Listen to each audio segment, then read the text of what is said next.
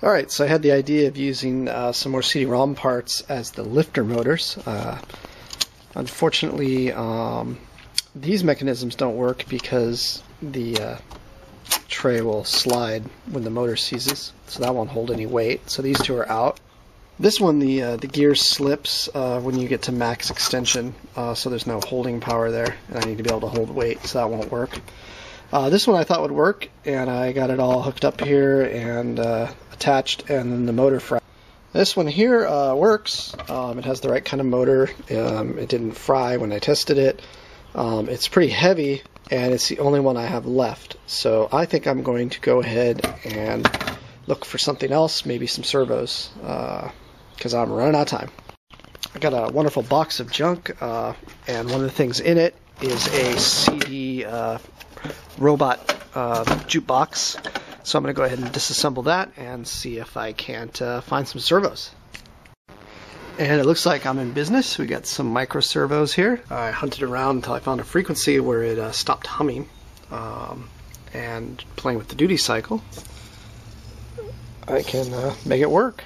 Removed the brackets from the servo and I adjusted their control arms. They were set to only go a partial distance before.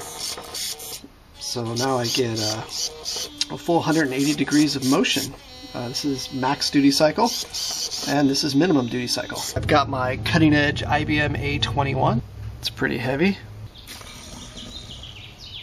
I whipped up some quick code to figure out the servo's min and max values.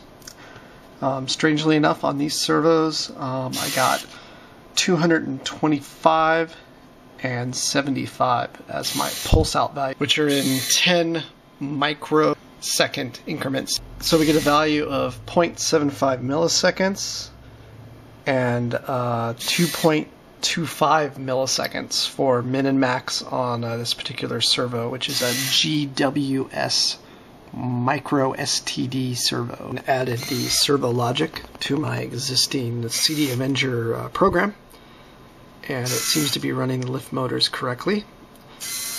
That would be retracted, and that would be lifted.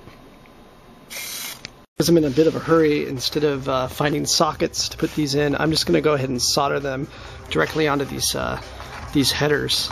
You can tell that they're, ready to be socketed up, but I don't have time. I'll put some heat shrink on them.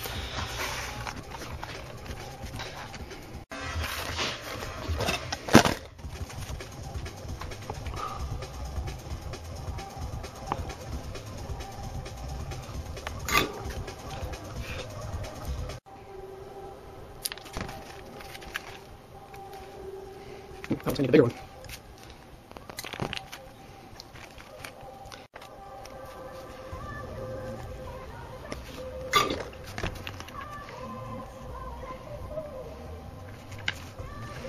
Since I'm in a hurry, I'm not going to worry about which servo is which. I'll just go ahead and hook them up and flip them in software. That's one of the great things about working with microcontrollers.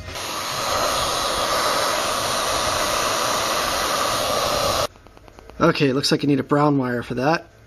Wait, nope, that's just a little bit too long. Which wire do I need? I need a white wire. That saves me so much time, you would not believe it. Alright, it's time to go ahead and drill some holes in our microprocessor. These used to be PS2 mod chips apparently, but they have a built-in 50 megahertz resonator, and that makes it pretty handy for me. The first thing I need to do is replace my collet with a drill chuck so that I can do some drilling with some micro drills that I have right here.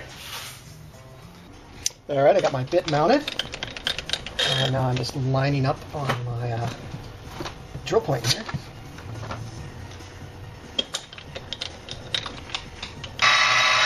Safety first.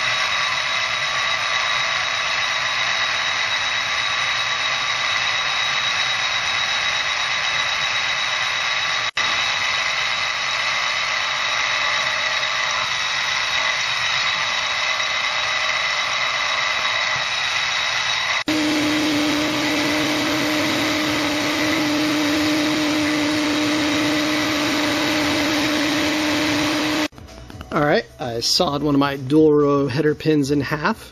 Didn't come out too bad. Time to solder up our pins on our microprocessor. One trick I like to do is just push them into a piece of cardboard. Kind of helps hold them in place.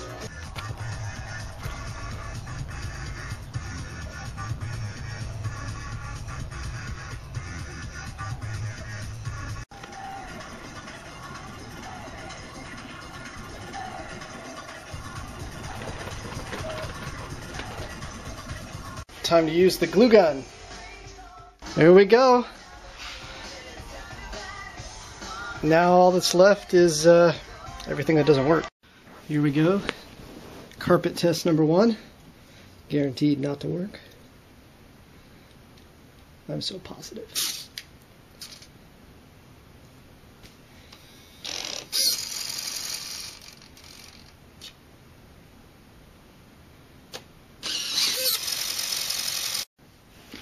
Okay, so the lifter servos bit into the carpet. I need to put something on the end of them so that they don't bite in there.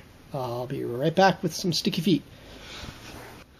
Alright, I got some sticky feet. They're not on there very good though. Let's give it a shot.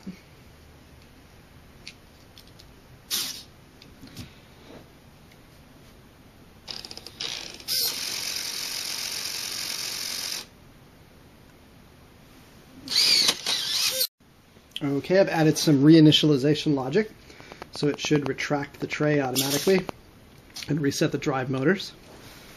That way we're back to a sane state at the beginning.